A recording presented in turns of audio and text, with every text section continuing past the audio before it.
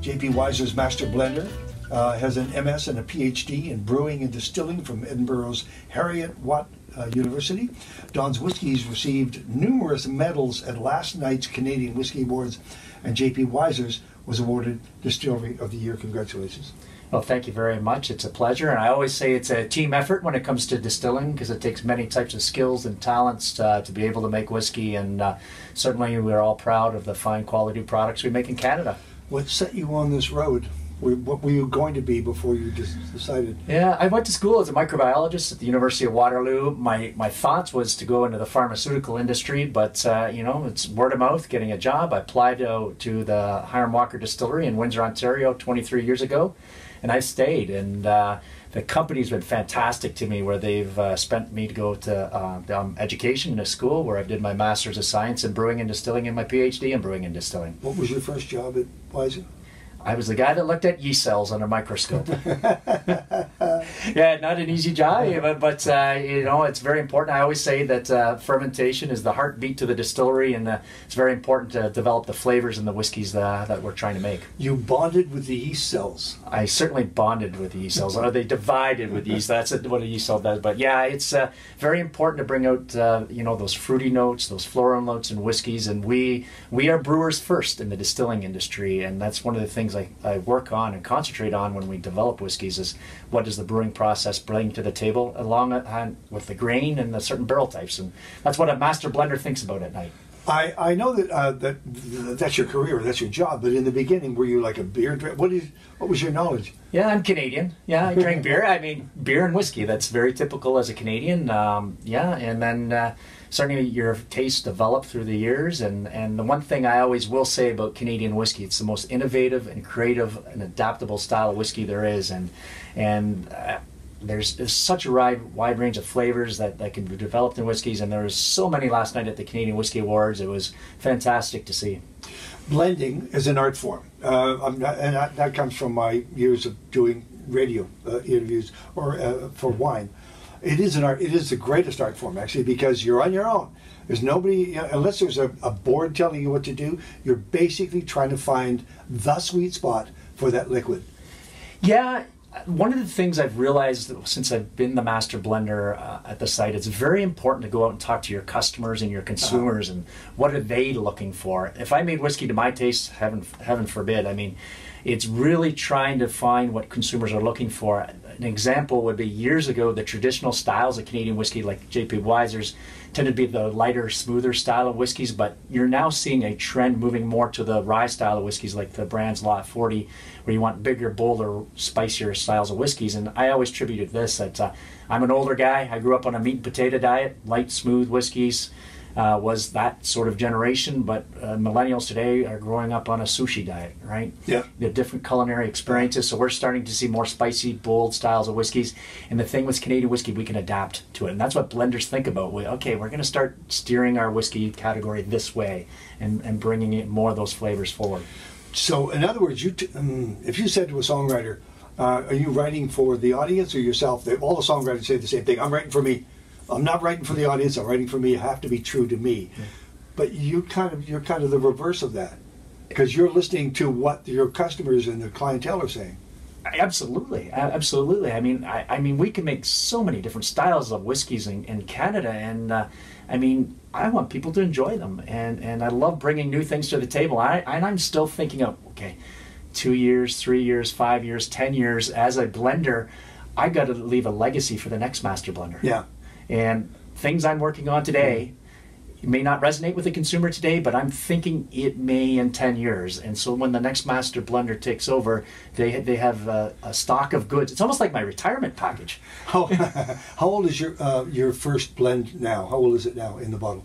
Well, I started in 1996, and we have inventories of whiskeys certainly that old. Wow. Not much left, but mind you, we still have whiskeys that old. He is Dr. Don Livermore. Now, last night, what was the blend that you won Blend of the Year? It's the Gooder Ham & Worts 11 Souls. Bring that forward. Yes, yes, okay, I certainly Place will. It in your hands. Yes. Make sure the label gets towards... Yeah, this is a rare release for Canada. The Gooder Ham & Worts Distillery was originally downtown Toronto. So if you know the distilling district of Toronto, when Gooder Ham came into Toronto in the 1830s, he sailed over on a ship. and it's very dangerous back in that time period. So a lot of people perished along the way, and many families did. And the story goes, Gooderham adopted 11 children when he came into Canada. So this is in response to a little bit of that storytelling around the brand, and that's why we called it 11 Souls. Probably the most challenging blend I've ever done. So the marketing on it says, well, you got to put 11 different types of ingredients into it. So so I'm going into inventory and thinking about the barrel types and the types of grains and the types of distillates and the age of it. So it is a very, very complex style of whiskey that we certainly put in this blend. And again, won the blend top blend of the year.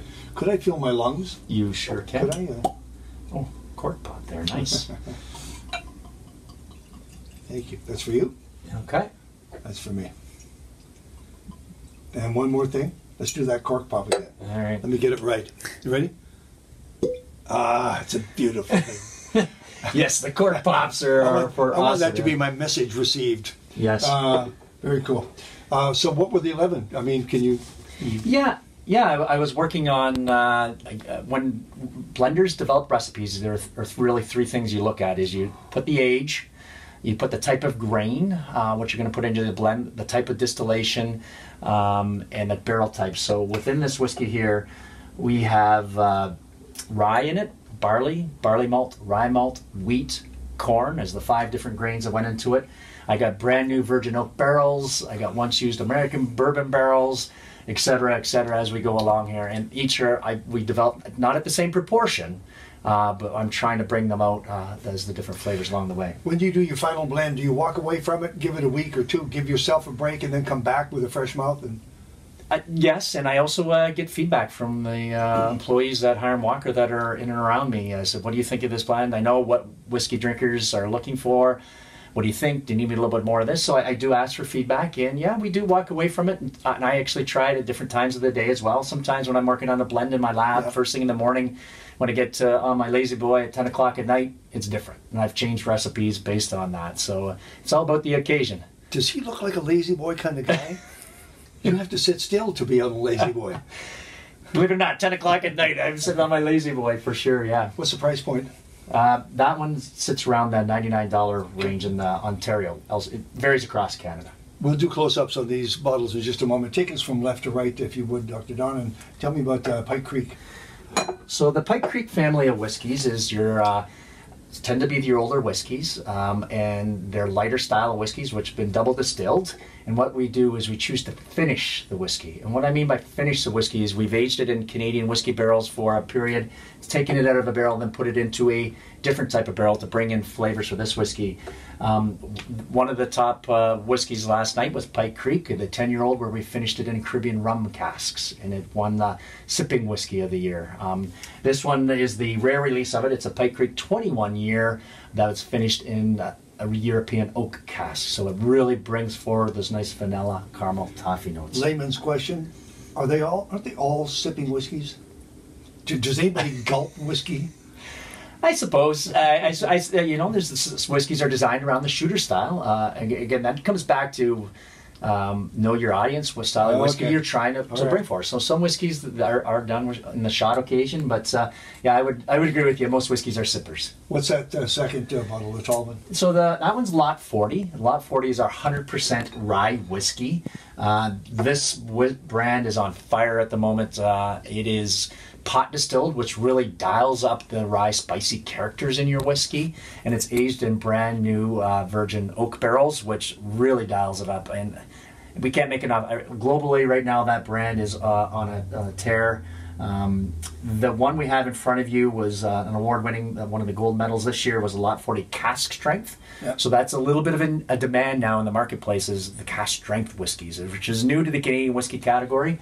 And this one sells out in a matter of weeks when we bring it into the liquor stores. And finishing the fourth one on the end, the J.P. Weiser's 35-year-old? Yeah, the J.P. Weiser's 35-year-old won the Connoisseur's Whiskey of the Year last night. It won the Canadian Whiskey of the Year last year. Fantastic blended style of whiskey, 35 years old. I find that really that age of whiskeys, you're going to get a beautiful green apple character in your whiskey. That's what happens when we age whiskey. Okay. And certainly where our distillery is located in Windsor, Ontario, there is a terroir to making whiskey. we probably get the most extreme temperatures there because of where we're situated between the Great Lakes. We get very hot, humid summers and very cold winters because of that lake effect. And inside our whiskey aging warehouses, there's no electricity. But electricity inside of a warehouse, it goes boom. Yeah. So we don't heat them. So our whiskeys will get down to -5, -6, -7 degrees Celsius in the winter, right in the cask. And in the summertime, they'll get up to 25 degrees Celsius. Causes that barrels to breathe. And then what happens is a green apple flavor develops in time. And that is a beautiful style of whiskey, and it's a good representation of what we're aging in Windsor would be. For the audience, take us left to right, the price points. The Pike Creek, the Lot 40, and the Gooderham and Warts all sit at $99 a piece. The J.P. Weiser's 35 years at $200 bottle. And which one's going to disappear first? What will be the hardest chase? The Lot 40 cask strength. Okay. Yeah, like I said, the rye whiskeys are the ones that people are really discovering and enjoying within the Canadian market. For, a comment, congratulations on your success over the years and especially last night. Thank you very much. Thank you very much. And tease us, what's coming? Have you got something you've been working on? Oh, yeah. Well, I know you always do that. Yes. Well, what's next? Tomorrow at the Victoria Whiskey Fest, I'm going to do the next year's, we call this lineup of whiskeys here, the Northern Border Collection.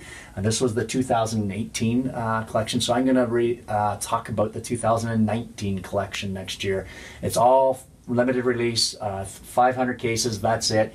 And the consumers that are going to go to my master class tomorrow get an opportunity to look at them. And finally, do we, the customer, do we want consistency from you, or do we want to be surprised from year to year? Consistency. Consistency is really what we strive for. So once a recipe's developed, that's it. Locked in. That's it. Yeah, it is locked in. Absolutely. Congratulations. Is there a book in your future? People ask me that. Just kind of. I've actually written some very technical textbooks over the years on chemistry and right, infrared science, but no, not from that point. Okay, fine. There we go. Thank you. Congratulations. Thank you very much. Dr. Don Livermore, J.P. Weiser's Master Blender, has an MS and PhD in brewing and distilling from Edinburgh's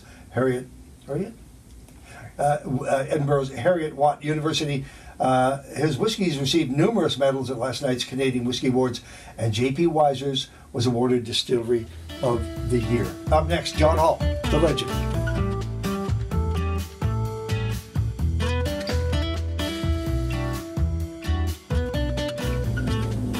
This is Tasting Room Radio. I'm Terry David Mulligan. I am knee-deep in whiskey, and it's a good thing, whiskey people.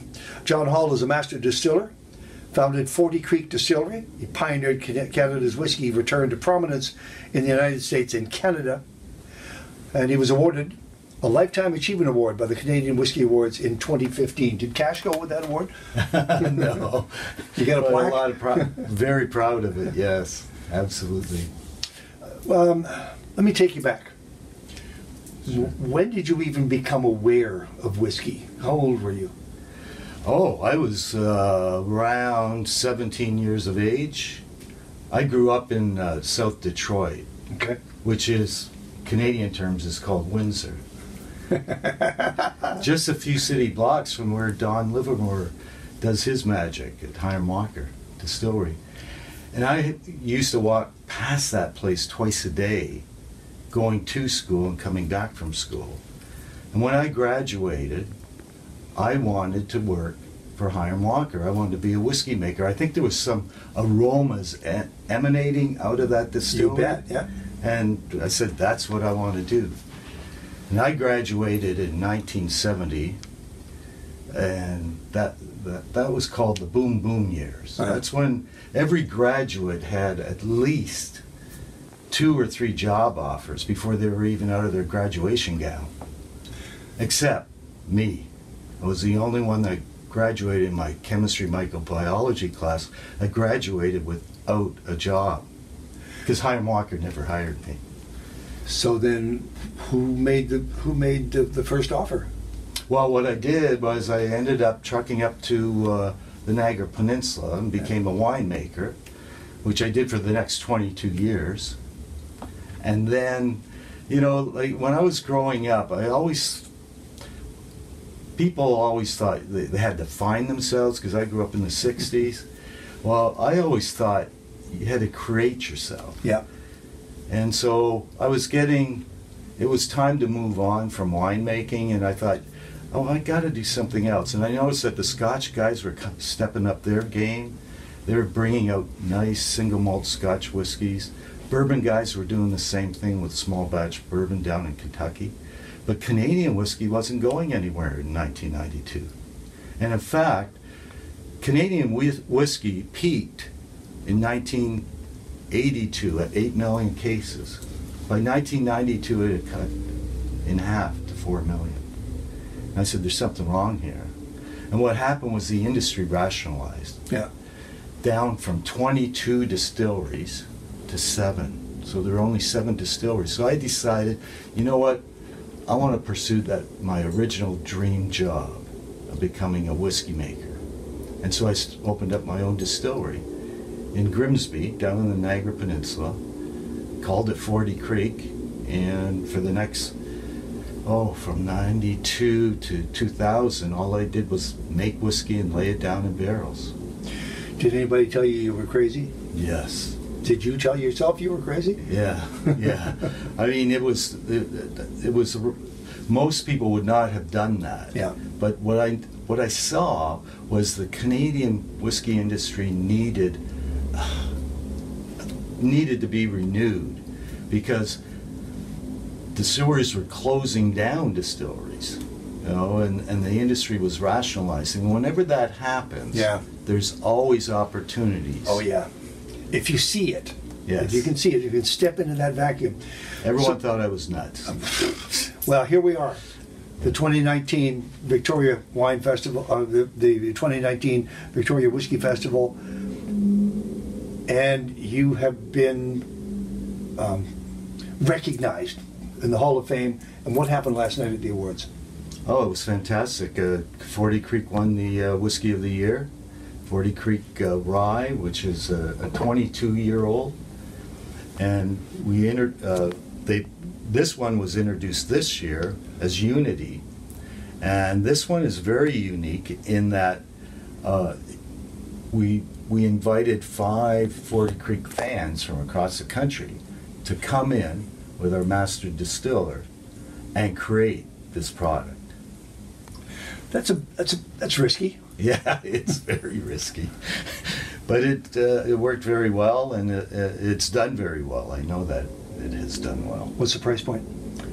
This one, I think, is probably around $72. Okay. This one. Can we taste? Certainly, please. Absolutely. Hi, I'm doing this for you. Okay. We're doing this for you.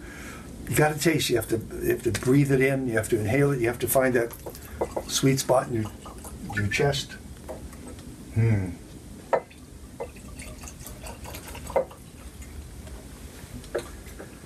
Oh, they're all so different from one another. Oh my goodness. Oh, that's what's great beautiful about the industry today. Like back then there was only 7. I was the 8th distiller, and then and it was like that for many years. And then eventually, other people started getting involved, and there's a whole cottage craft industry out there now.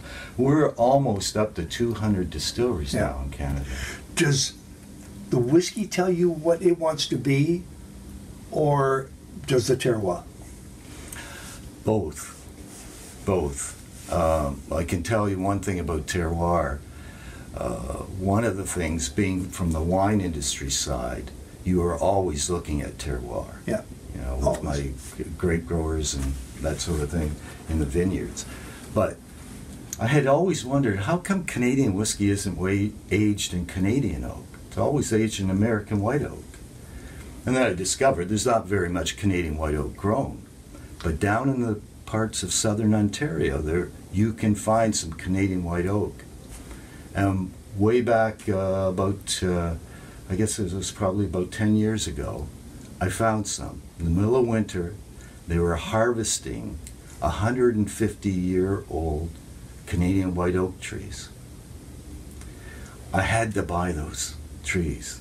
It was 3 trees they were cutting down because they were so large. The canopy was wasn't allowing the sunlight and the rainfall to hit the young trees. Yeah. So they needed to harvest these things out in the middle of winter. So after all my searching, I found them. And then I had to find a barrel maker. No barrel makers. Yeah, there's in not a lot of Canada. those around. So I had to ship the logs down to Missouri. Yeah. Had them naturally dry, because when you cut the tree down, it's about 85% moisture content. To make barrels, you want 16%. So they have to dry. Usually they're put in kilns and ovens. Yeah. And dried quickly. But I wanted to do it the old natural way, outside. So they sat outside for 2 years. Made into barrels, brought them back, and then I put my whiskeys in there to age, and it was the only Canadian whiskey ever aged in Canadian white oak. I called it 40 Creek Confederation, because those trees rooted in 1867 when Canada was becoming a country. They're 150 years old. That's pretty. That's terroir in the whiskey business. That's terroir. That's terroir. He is John Hill. He is John Hall, master distiller. Founded 40 Creek Distillery, pioneered Canada's whiskey return to prominence in the United States and Canada, and was awarded a Lifetime Achievement Award by the Canadian Whiskey Awards in 2015, and was awarded last night as well. Was the U.S. a tougher sell for your product? Yes, absolutely. Because being smaller, you have to get around. Yeah. I remember when I launched, the year I launched 40 Creek into the U.S., I spent 180 days on the road in the U.S. launching the product. Became very popular in Texas. Texas is a big Canadian whiskey market. Okay. And there's 17.5 million cases of Canadian whiskey sold in the U.S. This is good. Yes. We have their attention. Yes, for sure. Can we supply that that amount of product? Oh yes, I believe so, yeah. Do me a favor, take me through the nose of this for just a Certainly. moment. So on this you're getting some nice spicy notes from the rye. Some nice softer notes that you're getting from the corn, the sweetness of the corn. Where are you getting your corn from? Ontario. Okay. Yeah. This is a blend of corn, rye, and barley. Those are the three grains that are used. Are you making roasting this them? whiskey? Roasting? Any of those? Are they roasted? No. All right. No.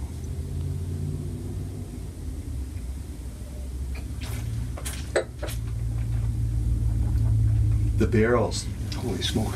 The barrels are toasted, and we use different toastings on our barrels. We'll use a light toast on the inside on some barrels. On other barrels, we'll use a medium toast and a heavy toast. Okay. We'll age, most of the corn will be aged in heavy toast, the rye in light toast, and barley medium char. Some people call them char or toast. John, I want to ask you about the portfolio at 40 Creek. How wide is it? How many different offerings do you have? Oh, we've got a private or a limited edition that we do each year, which changes. The very first year I did 40 Creek small batch, then I did 40 Creek Heart of Gold, 40 Creek Portwood, where I made aged the port. Being a winemaker, I knew how to make port. I aged port in brand new American white oak barrels and made port just so that I get the barrels. So we did Portwood. Then we have 40 Creek Barrel Select, which is our main brand. After Barrel Select, we also have 40 Creek Copper Pot, 40 Creek Double Barrel, which is a double barreling process that we do on it, and then 40 Creek Confederation Oak, the one that I talked about, is aged in Canadian white oak. So is your journey done? When do you step off this whiskey train and just go fishing or something? Well, I love fishing. And I do a lot of fishing. I do a lot of bass fishing, and I do fly fishing for salmon out in New Brunswick on the Ristigouche. And The one and only. yeah, and I fortunately I have had the opportunity to retire now, and be able to at least reap some of the rewards of going on and making whiskey. 2 questions. What's the future then? What do your bones tell you about where whiskey's headed across Canada and around the world? Oh, it's just on the cusp. It grew 7% this year. As I mentioned, there's 17.5 million cases of Canadian whiskey sold in the States. High-end, deluxe priced Canadian whiskeys in the States are up 112% over last year. I mean, people are drinking. That's one of the reasons why I got in the business back in '92, was because people are drinking less, but they were drinking better quality whiskeys. And what we needed to do was start to bring out better quality whiskeys rather than the same old, same old. And that's happening now. We're getting a tremendous diversity in taste. I know it's been many years since you've been in the wine business, but it also has exploded, certainly across Canada. Yes, absolutely. The winery that I had was called Kittling Ridge. And, I mean, the claim to fame for most Canadian wines were the ice wines. Yeah. But even from that brought on more people to try Canadian wines and discover them. And finally, those guys that made the barrels for you, down in, where was it?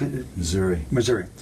When you finally had a product that came from those barrels, did you take a bottle back to them and pour for them? Yes, I did, so that they could taste it. It was interesting because I put the whiskey into those barrels. The first year, after 1 year, I tasted it and I thought, oh my God, I think this isn't going to work, because it tasted like pencil shavings. It just didn't have the right taste. And I thought it wasn't going to work. But finally, I left it another year and I tasted. All of a sudden, it totally changed. And then the 3rd year, it was ready. So it's. Did they like it down there? Yes, they did. Yeah, Canadian whiskey is really enjoyed in the States. Congratulations on your success and your whiskey. Thank you very much, Terry. You're welcome. I appreciate it.